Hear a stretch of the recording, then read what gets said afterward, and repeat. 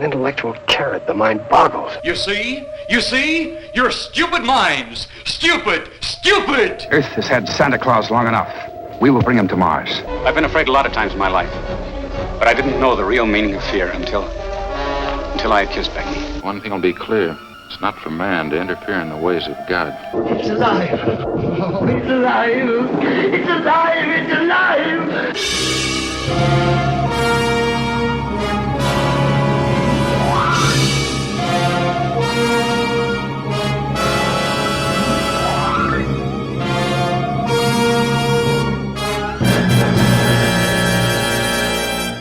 Good evening, everybody, and welcome to Earth vs. Soup, episode 169. I'm Aaron Pallier. And I'm Darlene. We finally found and watched a movie that we had talked about, 60 episodes ago. And it was one of those movies that we had seen a movie poster for at Famous Monster Pizza in Decatur, Indiana. So it's back with Colossal Man. Yeah, Amazing Colossal Man or something like that. So like episode 109, maybe, is probably where we're, and this is 169. So, and it's The Devil Bat from 1940. It's a Bela Lugosi film, and that's it. Like we could say that much. It's strange. I guess there is one notable other thing in this, and we'll get into the plot, is that this is effectively ripped off later on to make The Flying Serpent, another movie that we've already reviewed. We reviewed it on 133. 133? Okay. So we didn't know that Flying Serpent was a ripoff of Devil Bat, but it really is. Now, before we get into the plot, since we already kind of know the plot, if you've listened to our review for Flying Serpent, which of those two movies is the better movie? I don't remember. You don't remember? Come on. I don't remember The Flying Serpent. Come on. There's like pyramids and ancient ruins. Oh. The like Aztec pyramids. Oh. That's related with this one? Yeah. Quetzalcoatl and his feather. You put the feather on somebody. Yes, I remember that. Okay. Which one's better? The Devil Bat or the Flying Serpent? You're having to think now. You're like, yeah, I don't know which one's better. They're almost the same movie. It's just slight differences in plot. At least I got some comedy out of the Flying Serpent. See, I think this is the better movie. But then again, you have Bela Lugosi being charming. So You know what, Darlene? This is the better movie. It's because Bela Lugosi. Bela Lugosi but hold on. That. I do always say that because it's true. You even know it. When Bela Lugosi's in a movie, he raises it up from a basic BS level to at least a level that makes it watchable because the man's charming.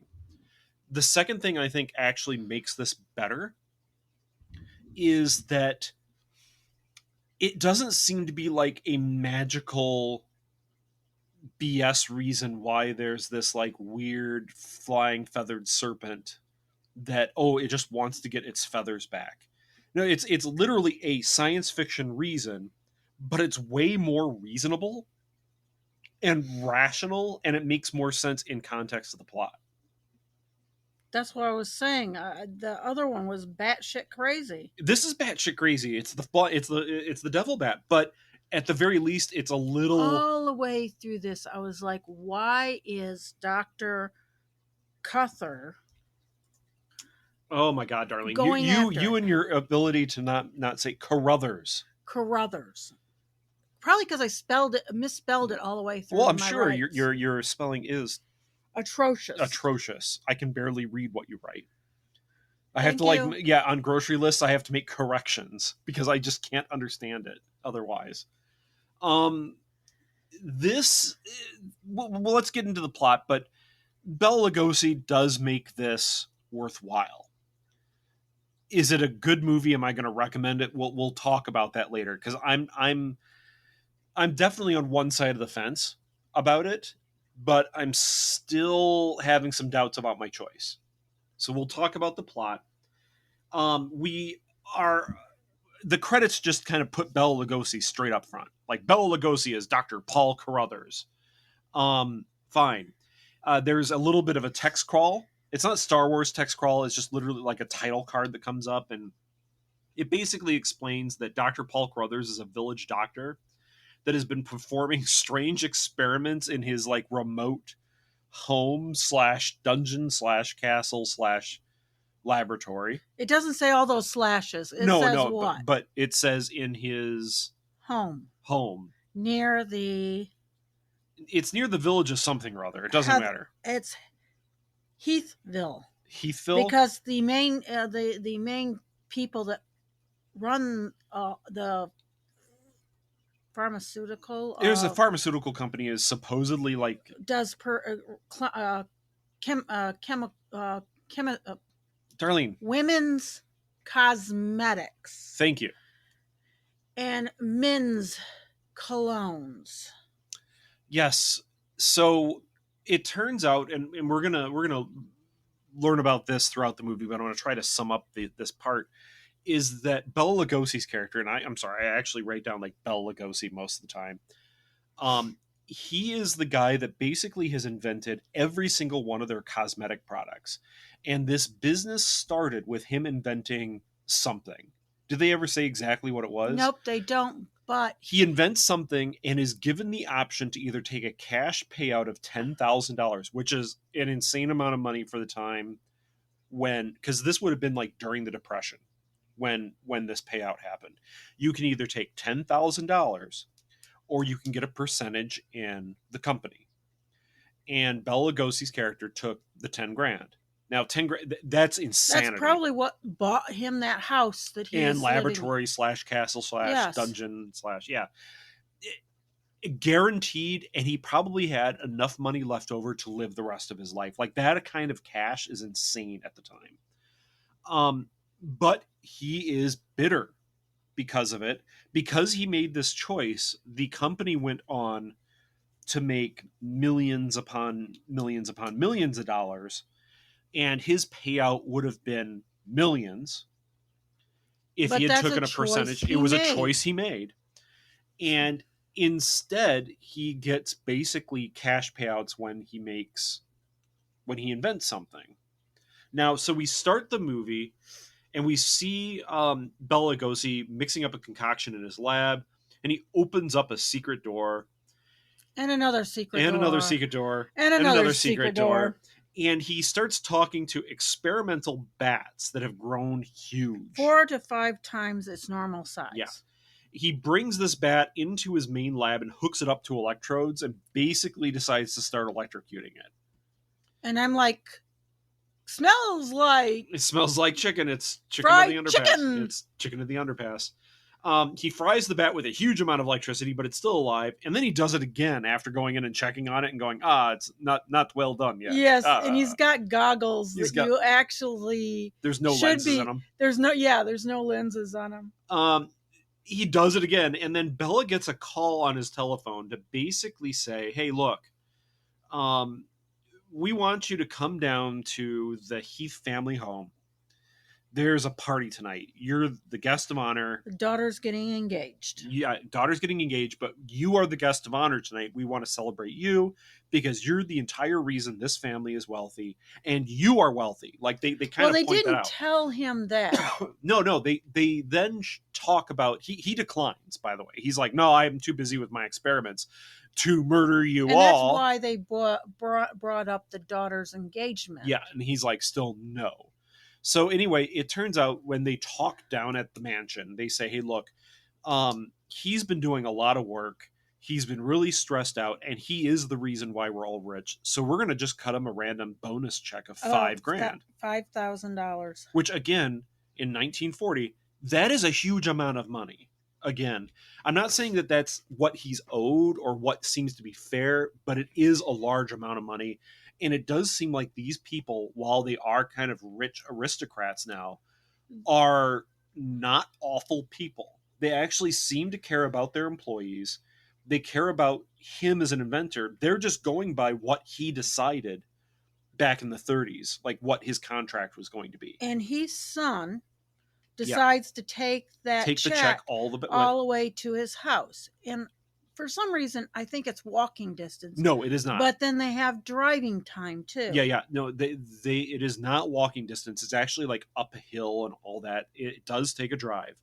So while this guy's up there giving him this check, Bella looks at this check and goes, "Oh, that's very generous." And you kind of think maybe his crap that he's clearly planning on doing. He's clearly planning on murdering everybody. Even if you have not seen this movie before, it is blatantly obvious that Bella is planning on murdering everyone for like financial revenge. And he talks to himself with this check in his hand. And he's like, "Oh, that's very generous. I really appreciate it. Here, I want you to be the first to try my new cologne." Oh. Shaving cream. It's like aftershave or yeah, shaving it's lotion. Shave. And oh my lord. So he gives him this stuff. He puts it on and he feels, as he goes back, he's talking to himself about with the check in his hand as he sets the bat free. He's basically trained this bat to hunt down the smell of this aftershave cologne. Okay? That the bat will attack anything with this aftershave cologne. Now, he doesn't tear up the check. He puts it in his pocket. He's going to cash it. Point is that it suddenly becomes very, very clear that unlike a lot of movies, and I will give, again, this movie credit, that the villains aren't the rich people here. The rich people are actually kind of being reasonable with Bela Lugosi. It seems like they're decent people, at least from the perspective of the movie. The villain is the quote-unquote downtrodden scientist. He is the villain. He ends up murdering innocent people in this film. He's a real asshole, to be frank. And Bela Lugosi's charming all the way through it. Yes, that's what's but great. I really think that he's went off his rocker. Oh, he's far off his rocker. When he's putting electrodes up to freaking bats' wings to make them grow. So the bat attacks his son, Roy. Is it Roy? Okay. I don't know anybody's names past Bela Lugosi's to the character. Jugular. And then we go to a scene where the news boss. No, we don't. No, we You're don't. jumping ahead again. Yeah, you're jumping ahead. No, seriously. The guy gets killed, and Bella's actually called down to help assist with the investigation immediately, because this is really weird. Bella's character is a doctor, and he comes down and he's like, "Oh, he's never seen anything like this before." He's like completely confused, and everyone buys it because he's the kindly doctor that lives up on the hill who has never done anything wrong, right? And everyone likes. So now the reporters are basically called in to investigate, and they talk to the police chief. And the police chief says, "All right, we think it's a wild animal attack, but there's some really screwed up evidence." Again, this seems very clear what's happening with what the evidence is, because they're trying to explain it as like a giant mouse that flies. They have a like a mouse hair, and they know that there's the scent on the man. Yeah. And the cameraman says something about African leopard men. I don't get that. He's called like One Shot McGuire is what yes, his name is. And he flips with all the information they're saying. He's like being flippant and saying, "Oh, this is like the African leopard man then." Yeah. So the police chief says they think it's a bird attack, even though it's very clearly like mammal's teeth that have bit into his neck. Again, this is, I think it's poor writing here. Like either the police chief is a raving lunatic and just doesn't understand basic clues. Yeah, because even in the 1880s, they would have known the difference between like a bird peck and like bite marks from a bat. Might not know the difference between a claw mark of a bird from a claw mark of a. But again, combined with the clue that he also knows that there is seemingly mouse hair on it. And that's where the reporter basically says, "Hey, bats have hair like mice." And this guy, the police chief's like, "Oh, wow, I didn't think about that." All right. God, baffling. But then we get back to Dr. Carruthers. He meets the news reporter and Mary. Mary, who is the daughter of the. She's like she's not the wife, but yeah, she's like the only woman in the family that owns this pharmaceutical company. And she's the one that's getting engaged, right? Well, that was not really the. Oh, that wasn't really the reason, but that was what was played up. Was played up, but her and Dr. Carruthers and then the two and reporters Donald are talking. Martin were not getting engaged. But they're all having a conversation, and it's Mary says that all she's heard with the attack that happened were these awful screams, and the photographer then just starts flirting with this French maid, like out of nowhere. I guess Maxine, and Maxine is not played by a French woman. She just does like a French accent, and she has a cutesy, stereotypical French maid outfit, and he likes taking pinup photos. And he calls her Frenchie. Yeah, Frenchie. Doesn't even call her Maxine. Calls her Frenchie. Is she pretty? Yes. Now, the thing is, but here, I would have gone, okay, maybe she's playing up that she's a French maid. But you know what? I'll as buy American, that. I'll buy that. Maybe she's just having fun with this guy because she's in a French maid's outfit, because I guess whatever his name is, the Martin Heath, the guy that owns this company, has like a kink for it, and she just is faking a French accent. She's actually from New Jersey, the actress, but you know what I'm saying? Like, I will make this movie more entertaining than it is. Some women, even back in, that would fake an accent, that would try to go, I'm French. Like, you had a lot of Millers in London that portrayed being a French, because then you're the dressmakers, dressmakers. That's like in Bridgerton, that one woman who puts on a French accent. It was common, it was common to try to portray yourself off as French. I thought the flirting was kind of fun though. Yes. With that, it was fun, and especially when he's like taking pinup photos of her, because she's not revealing anything. And when I say pinup, I'm talking about classic. He goes, can I get a little bit more leg? And she just pulls it up like an inch. And she has her knee showing, and she's in this kind of classic pinup pose. And I'm like, okay, you know what? That's cute. I appreciate that. She's not showing anything. It's the classic way of pinup where you don't show anything. Everything is left to the imagination, and it's all in the expression of the woman's face. I have an appreciation of that kind of pinup. But I like what he goes, I've got to go do, what is it? I'm going to take a look and have some pictures. And then he goes directly to chasing after Maxine. Yeah, after Maxine. So then it goes to like nighttime, and you have the reporter and the photographer are hanging out, trying to solve the murder. And then Bella brings in another one of these rich guys and has him use the shaving lotion, and then he just lets loose the bats again. Thomas or Tommy. Again, I does not matter, right? It does another not matter. One of the sons. Yep. He lets loose the bats, and the reporter and the photographer are out, like when the bats are being released. Now remember, they're not by Bella's house. They're down by like the mansion. But you get the understanding that he lives up the hill. Yeah. So the reporter pulls out a revolver as he hears Mary rooting through the underbrush, and she's like, hey, I'm trying to solve this murder too. I'm interested.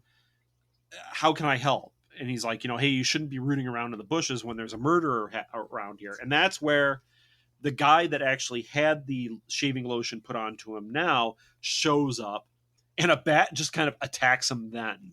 The reporter shoots at the bat, and it gets away. Now, they've all seen the bat. They talk to their editor, and they call it a devil bat because it was huge. I don't know. So they get the story into print. And one thing I will say that works in this movie is, unlike many of these films that have like newspapers spinning onto screen, they do it here, but they're only showing the article about the devil bat or about what's happening in the events of this movie, and they're not showing the other random articles. So your eye focuses on it, because I guarantee you, every time I see one of those newspapers spin up on a screen on one of these movies, I'm always looking at like, oh, there's a sale on a pennies, or local taxes are being raised by the city council, because I don't give a crap about the newspaper, what it's trying to say about the plot. I like seeing the little weird things that are in that's where we found that one article. I forget which movie it was, but the discovery of the woolly mammoth bones in Ann Arbor, which was a real event. And I was like, oh my God, that's kind of crazy. But the bat sounds like a barking of a small dog. No, it does not. It says, ah! It does not sound like a bat. It doesn't sound like a bat. So anyway, the photographer is going to fake a bat picture. So for some reason. For his boss, so he can stay there. By the way, do you know who the boss is? He's the guy that voiced Elmer Fudd. Okay. Yeah. Okay. Anyway, I'm just saying. And they constantly use the same stock footage when they use the bat, the actual film of the bat. Oh yeah. In bat, the where it's like licking its chops. Yeah. Yeah. So he's gonna fake a bat picture, and he gets Frenchie out there to help him like fake this bat, and he got like a local taxidermist to make a giant bat for him, and yeah, he gets caught trying to like get this picture made in Japan. Well, he fakes the picture later on, but this first time he's trying to fake it, he gets caught by the cops and dragged in and arrested for like causing a panic. Because they're like, no, you're faking these bat sightings. He's like, no, I was setting up an experiment to show how this thing would actually look. And they had to release him because it was a stupid excuse. But anyway. You couldn't get him for whatever he was doing. He wasn't doing anything wrong. He ends up getting a picture later on that's found out that it's a fake, because the bat still has a tag on its wing that says "Made in Japan." I don't think that was correct if he had the taxidermy done it. Yeah, well, they said that it was the silk of the wings. And I'm like, that's really, you wouldn't use silk in a taxidermy bat. Like, you wouldn't. It wouldn't look right. That would look like a toy. Anyway. And material doesn't say. So the reporter finds the bottle of aftershave somehow in this guy's pocket. He's just like, oh yeah, that's weird. This guy has this aftershave in his pocket, right? No, he went into. Reporter finds the bottle of aftershave. This is right after another one of these events. Yeah, he went into his bed, up into his closet. Okay, that's fair. And then the police chief says, oh, I recognize the smell. This is the smell on the wounds of every single person that's been killed so far. Because obviously the police chief has gone down to smell the wounds of everyone that's been attacked. Like, not wounds, it was the smell on. No, he specifically said this is the smell at the site of the wounds. Specifically. Oh. Okay. Yeah. So the reporters get fired because of the fraud. The picture of the, yes. You know what? They should have been, and they should have been discredited openly and never been hired again. Because they both approved of the fact that they were going to fake these photos to get more publicity, right? These reporters are bad dudes. Anyway, the reporter now thinks that Dr. Carruthers is the cause of all these deaths, and the chief thinks he's crazy. He's like, no, there's no proof of this. But yet the police chief is the one that has all the freaking evidence that basically does point directly at Dr. Carruthers. Carruthers gives the reporter a bottle of his shaving lotion, and the bat that night attacks them, and the reporter shoots it dead. So they actually have like an actual corpse of a bat. So that's interesting. Now they get rehired. When they get rehired. Yeah, they get rehired because, oh my God, it's amazing. This thing's real. They get pictures all through the paper, and scientists are just immediately thinking it's the last of its species, that it's the last of its species from like the Stone Age or something like that. It's really... Yeah, the guy that discredited the picture with the made in Japan. These reporters still would have been discredited. Like, they would not have been believed. But this guy would have been discredited too on the next thing he says. Oh, that it's just randomly the last of its species? Yes. Well, he is discredited because there's immediately another bat because Bella hooks another bat up to electrodes and makes another giant bat.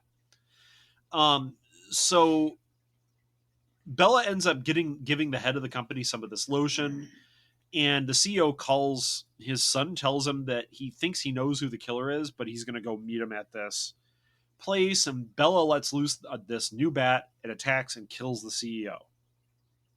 Correct? I think that's what it was.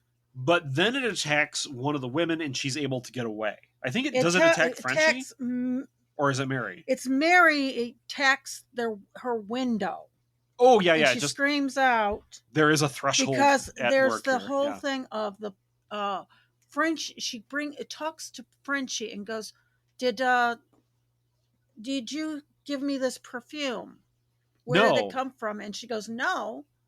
And the next day she talks to her father or something, and yeah, so then the reporter ends up sneaking into Bella's lab to look around. Bella returns to the lab and the reporter hides. But then the reporter is able to sneak out and then knock on the door to come back in. And Bella's like, "Oh, come in." And Bella gives him this new the experimental lotion. Why don't you have a whole bottle? And the reporter just really smugly puts it all over him. Right? Uh-huh. And then Bella ends up going out with him. So he can make sure that this reporter gets killed. But while they're out, the reporter ends up tossing all of this aftershave all over Bella, and he's like, "You fool! You fool! What have you done?" And then the reporter holds his revolver to Bella to keep him there. The bat attacks. Bella flees, and the chief shows up. And Mary encounters Bella, and the chief shoots down the bat, dead. But then it turns out that Bella was killed by the bat right after Mary encountered him. And it was all kind of off screen. Oh, the menace is dead. It really was Bela Lugosi that was doing it. The end. It's kind of a disjointed ending. The last 5 minutes of it is kind of disjointed. After Bella gets hit with the aftershave, it just wants to rush to be done. Yes, it does. So it's a little disjointed. Now, I didn't even start to write. Well, one reason is because I got a big old oil spill on mine. All right. So anyway, what works in this movie? Besides Bela Lugosi, that's a given. What works in this movie? Because I can say a few things that do work. Go ahead. The newspaper stuff, how they handled the newspaper articles. Like I said, only showing the articles and kind of blurring out everything else. So your eye isn't drawn to other stupid articles that your brain wants to read because of certain trigger words that everyone has. started ignoring them. I don't know. I thought that the actual articles were interesting. Okay. As quickly as they were on the screen. And I'll say that the special effect bat worked for this movie. For 1940, that prop bat was not bad. And I got to give them to them. The fake bat that they did of the prop bat, fake bat, that they shot, or whatever his name is. The cameraman. That's how I always called him. One Shot McGuire. One Shot. His bat very much did not look like the prop bat. The prop bat. Which, that worked. I thought that the special effects bat, was pretty good for 1940. Yes, it was very clearly fake to our eyes, but if you're in a movie theater in 1940, you're likely not going to notice it. Well, I was giving him kudos about having a different bat for the fake bat. Now, I think that's all I can say that worked for this movie. All right. Now, what didn't work? Or if you have something that did work that you feel you need to mention, please do so. That large of a bat, there is actually a bat, big bat. A big bat that's 4 to 5 the golden the fox bat? Golden fox bat. Yeah. In the Philippines. It's big. Is it that big though? It's 3 pounds. All right. Well, 3 pounds is a big bat. 4 to 5 feet wingspan. That's about the size of the bat that was on screen. It was about this. Yeah, that's fair. Okay. So all this reporting that guy one did, that was discrediting the reporters. Oh, that it's I was there just are like, no bats that big. Yeah, no, there is. there is. So, no, really, do you have anything positive to say besides what I've said so far that you think really works in this movie? Just the normal things. The settings weren't bad. No, I actually kind of liked One Shot McGuire and Maxine Frenchie The only thing flirting that, together. I thought that was cute. The only thing that I got that really annoyed me was the secret door to the secret door to the secret door to the secret door to the secret door. Yes. And then you ended up finding out later it's up to the attic. Really? Because the big stone swinging secret doors all go up to the attic. It goes up to the attic because that's where that that's where the hatch is. Yes, I figured there was just like a weird hatch that allowed them to fly up, like a chute or something like that. Allowed them to fly up to the roof. That's a window. That's what do they call them? The gables. Yeah, a gable window. What doesn't work then, Darlene? Well, I just said it. The secret door to the secret door. That whole stone stuff did not. What else? What else? There has to be more. I know there's more. I have like 5 or 6 things actually. I don't know. I don't know if it's 5 or 6, but I have a few things that just really don't work in this movie. I can't say the dialogue because it actually. Dialogue's okay. The dialogue's okay. There are no characters. Well, we very rarely have a movie that has characters. No, it's because the only reason I know Paul Carruthers as Bela Lugosi is because it was literally spelled out in the text opening, right? Maybe I would have gotten Paul Carruthers, Dr. Carruthers a couple other times, but like all the other characters that were killed, they're Heaths. They're all Heaths. That's all I know. There's also a Morton. Okay, is that like is Morton the guy that's David Morton? The guy that's supposedly getting engaged to Mary? David Martin, and there's Henry Morton. But is there any difference between the sons? No, and I never even understood. I never thought there was 3 of them, but there's 3 of them that die. See, that's the point. Like, these are kind of pointless characters that are here, or pointless roles. Also, like, I don't know. And after the first and second one dies, the third one shouldn't have walked up there and got the shit anyway. Because I'd be like, you know what? Bella's charming, though. Bella's charming. Not that charming. He has that smile that he can give you. And women love it. I'd be right with the reporter going, women let me do this. Oh, that feels great. Okay. And then women love the horror of the blood. It's from Ed Wood. Come on, you love that movie too. Bella's charming. Yes, but doesn't mean that I would be smitten with. He'd come in and do his Hungarian double jointed finger stuff, and he didn't he'd be do like, that "Oh my god!" I know he did that. He did that. The evil... smile that he can do. That's like, ooh, crap, yeah. I don't know. The side characters just aren't there. The dialogue's fine, but the side characters are utterly forgettable. The pacing is really disjointed. Bella's character's evil for just being evil. Really. Yeah. That was one I already said, though. That's why I wasn't going to point that out. I love Bella, there's no reason for him to have had that attitude towards these people. It was his choice. Correct. But he's probably just unhinged. Like, he's not being rational at all. He's just making monster bats in his freaking lab and formulating cologne that will actually, like, attract the bats to kill. And that didn't make sense either. You go from something that deals with chemistry. No, it does. Like, hey, I'm going to train these bats to attack the smell. But he made them bigger. So they could kill. Because he likes using bats. Because it's Bela Lugosi. I know. You know what would make more sense, Darlene? He like puts arsenic in his aftershave cologne and just starts killing people. You one is dealing with electricity and electrodes and that science versus the science of chemistry. But you see, what would sell more tickets? Biology to... What would sell more tickets? Bela Lugosi making giant bats with electrodes. Maybe he could give him a potion that makes him bigger. That would be closer to... Yeah, but still, Not electrodes, but they had they had those they had all the spare equipment from Frankenstein. Yes, they had all the which is crazy. Like it actually is equipment that was used in Frankenstein. I don't mind this movie. I don't mind it, but it's not good.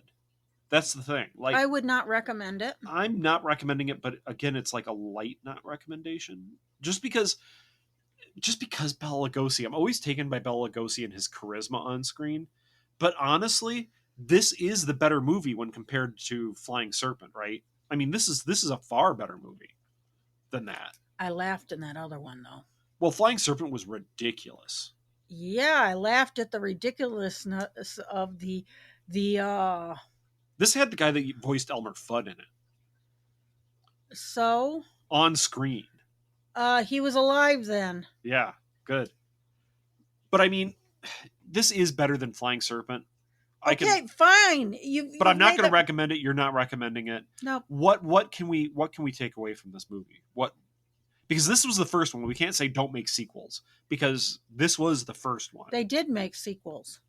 But we can't take that lesson from this movie. This is the first one. What other lesson can we take from it? Your lead, if you have a very charismatic lead, it can take a movie really far, but you still need something. You need a little more. Like Bela Lugosi really moved this. Your reasoning of people's reasoning. That's the biggest failure in this movie was that there was Bela was just evil. You didn't really... There was no reason for him to do that. He's your lead, right? He's your lead. I mean, basically in this movie. If he flipped over and was a serial killer, then okay. But why do it in such a weird way when it's not something you're going to see? You know what I'm saying? Yeah. I don't get it. It's not awful, folks, but we're not recommending it. I'm not recommending it. I'm personally not recommending it because it didn't make sense for the character to do what it did. If you're a giant Bela Lugosi fan, that's a different story. This is worth watching if you're only going to watch it for Bela Lugosi. That's worthwhile. So we should leave it there, but I'm going to finish this episode by saying we already have our next episode planned. You do? Yeah, episode 170, Darlene. Oh, yes. We are doing with our special guest host, Charles Wilson Chuck, we are going to be doing King Kong versus Godzilla from 1963. So listen ahead. You will not be disappointed. And I really hope that you enjoy listening to us babble about arguably the most racist of the Godzilla films. Oh, God. You're right? Yes. Yeah. Okay. So we'll leave it there, folks. I'm Aaron. I'm Darlene. Have a good evening. And keep watching the skies. At no point in your rambling, incoherent response were you even close to anything that could be considered a rational thought. Thanks for listening to this episode of This Week in Geek. Hungry for more? Check out our website at thisweekingeek.net. You can subscribe to the podcast, browse our Twitter and Instagram, and leave your thoughts on today's topics. If you'd like to give us some feedback, send us an email at feedback@thisweekingeek.net. Tune in next time, and remember, lower your shields and surrender your listenership. We would be honored if you would join us. Thank you for your cooperation. Good night.